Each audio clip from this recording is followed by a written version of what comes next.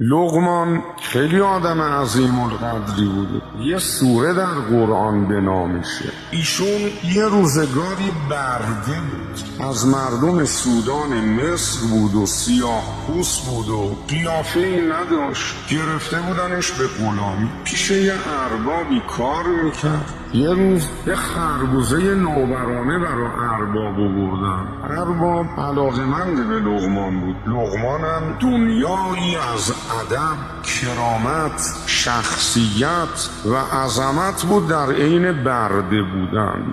خود ارباب خربوزه رو پاره کرد، یه قاچ خربوزه داد به لقمان، با نشاط با لبخند خورد. دومیرم داد، سومیرم داد، یه چند تا قاچ بهش داد. همه رو با شادی، با نشاط، با خوشحالی، با لبخند خورد. بعد قاچ اولی رو که تو دهن خودش گذاشت، دید مثل زهر مار تلخ، از دهنش ریخت بیرون. به لقمان گفت این چند تا قاچ خربوزه‌ای که به تو دادم شیرین بود؟ گفت نه، تلخ بود خیلی. گفت چرا هیچی نگفتی؟ گفت برای این که چند سال من پیش تو هم به من لقمه شیرین دادی، حالا برای یه لقمه تلخ امروز چهره در هم بکشم، اظهار ناراحتی بکنم؟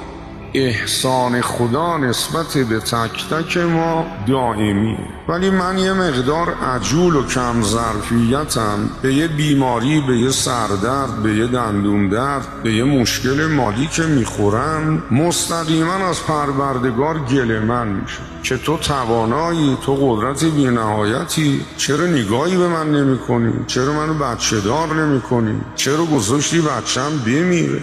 اگه ما آگاه به پشت پرده حوادث بودیم، میخندیدیم، شاد بودیم، به جای گله من شدن.